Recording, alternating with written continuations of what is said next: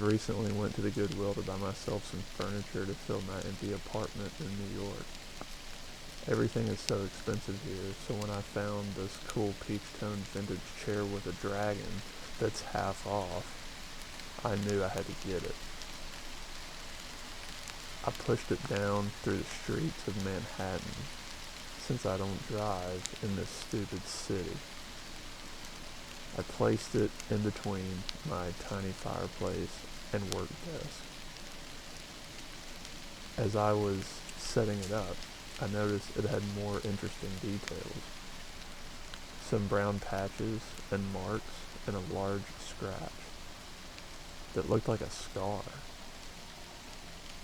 My cat liked it too, as he took a nap on it the second he saw it. Just then I got a call from a new client. I'm a private investigator, asking if I had any new details on Rain Max, her pop star sister who went missing 3 weeks ago. In the cases where celebrities go missing, a fan finds them within hours or they are dead. We have no evidence of either occurring, which is the oddest part of it. There's nothing new here. I've been trying to find stuff, and I will continue as it is my job. I just really want her to be okay. I miss her. I know times are hard right now. I can refer you to a therapist if you like. 2 weeks had passed, and nothing about Rain was resolved.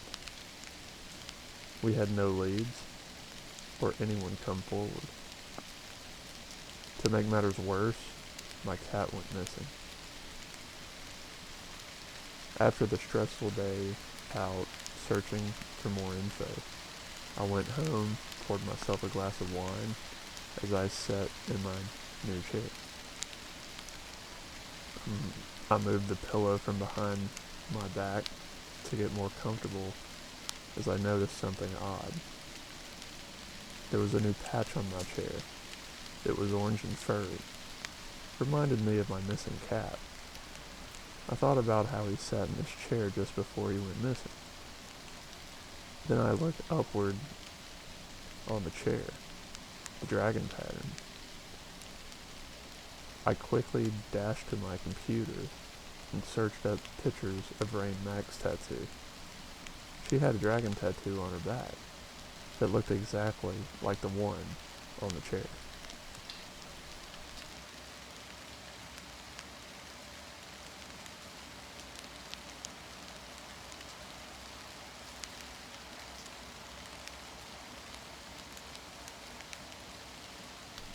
The laptop screen is shaking, flickering with power surges.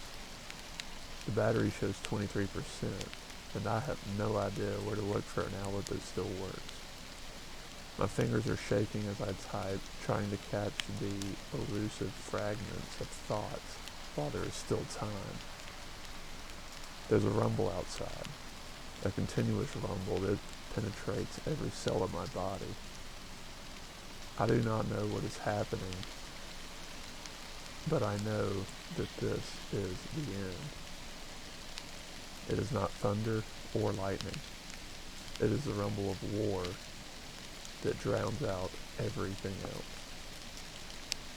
It all started yesterday with sirens. I thought it was another drill, but when I looked out the window, I saw something I had never seen before. Planes flying in formation, like flocks of birds of prey, and invisible lines intersecting in the sky, and then explosion. It was as if the city had begun to crumble under these blows. I remember running, not knowing where. I stuffed the bare essentials into my backpack. But what could be necessary when hell was breaking loose around you? When I was hiding in the entryway, hearing screams, the rumble of falling buildings, and the wail of sirens, I realized this was not some local conflict.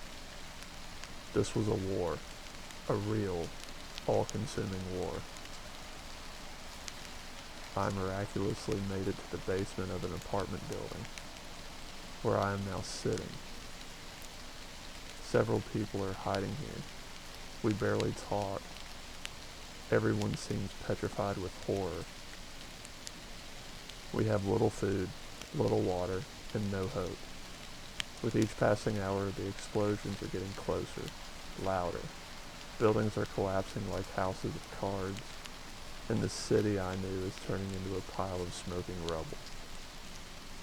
No one goes outside, and no one wants to. Everyone is frozen in anticipation of their fate. I see others looking at me, at my laptop, as if I'm trying to save myself with some kind of hope. But I just want to record this. I want to leave a mark while I still can, before it's my turn to turn the ashes.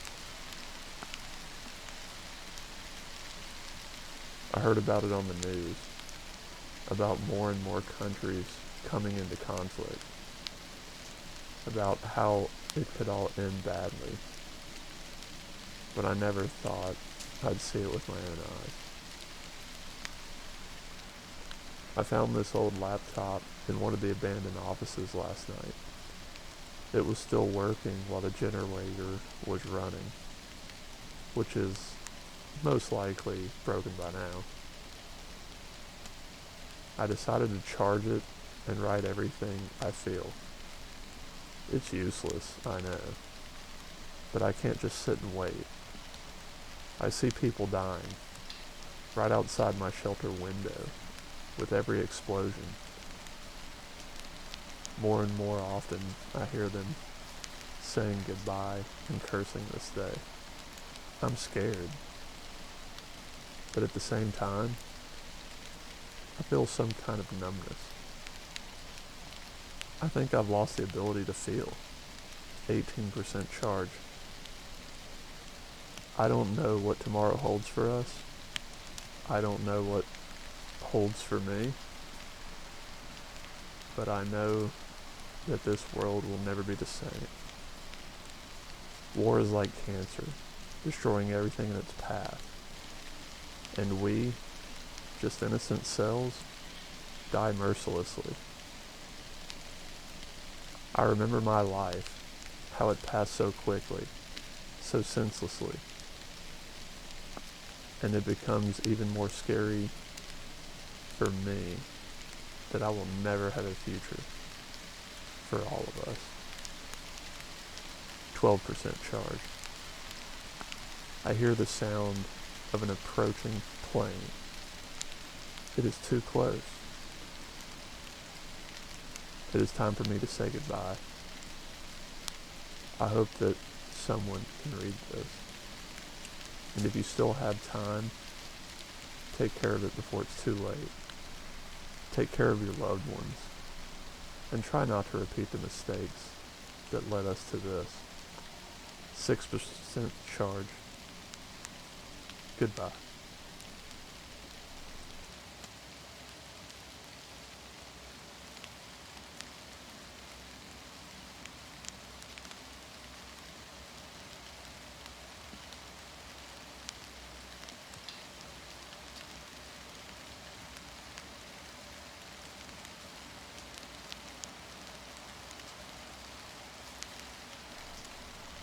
It all started with work. I'm a plumber, you know, the kind of person who mostly digs through other people's garbage. It's not usually the most glamorous of jobs, but it's not scary either, except for what happened last week. A customer called me, the new owner of an old house on the outskirts of town. His voice was kind of nervous. He said quickly, "Listen, I've got a problem here. It's in the basement. The water's completely turned off. Nothing works. I tried to fix it myself. Can you come take a look?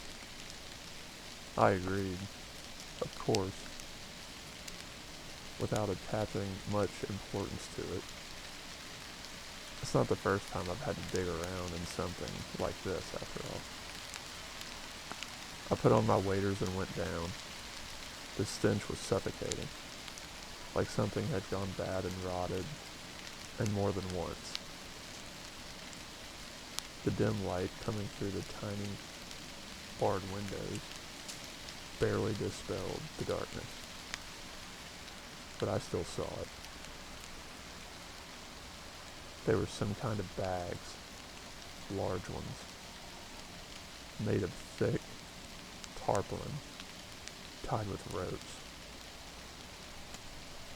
They were floating coacally in the water, and this already made me worry. But I'm a plumber, not a detective. The drain needed to be found and fixed. I worked all day, soaking wet and smelling of rot. Eventually I found the source of the leak, a cracked pipe in the far part of the basement. Having patched it, I was ready to get out of there. But these bags did not give me peace. They were like eyes from the darkness, watching me. Curiosity got the better of me. One of the bags, surprisingly, was almost on dry land. I pulled it closer and, holding my breath, united the rope inside the pieces of concrete. But not just concrete, but in the form of some crooked, uneven blocks that looked like body parts. Something like pieces of arms, legs. I ran out of the basement so quickly that I almost stumbled on the stairs. The thought was pulsing in my head. This is not normal. I should call the police. But instead, for some reason, I went home. And then the worst thing happened. Since that day, I can't sleep normally. It seems to me that I hear whispers under the floor. Some kind of quiet scraping and muttering. At first I thought it was rats, but then I realized that it wasn't rats. It was something else. The sounds became louder every day. At night I jumped out of bed with a feeling that someone was standing in my room. A feeling of someone else's presence. Cold, sticky. I tried sleeping on the couch, on the floor, in the car. It was the same everywhere.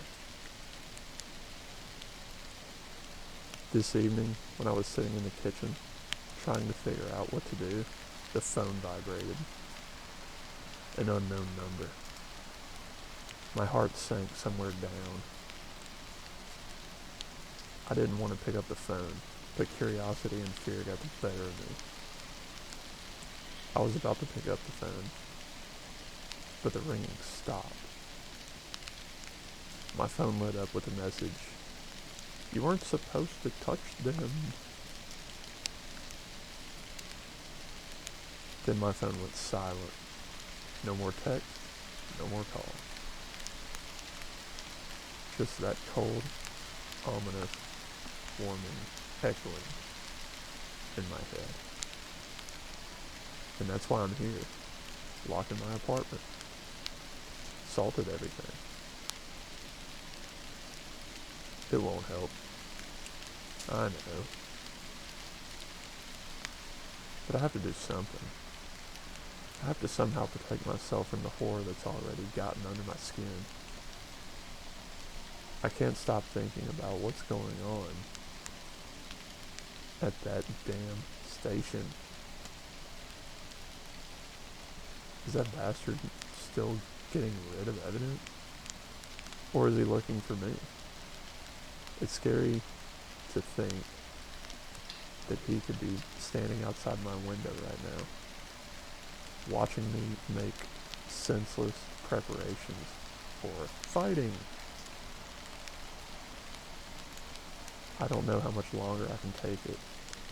I'm just waiting for someone to come. And I hope it's the police, not him.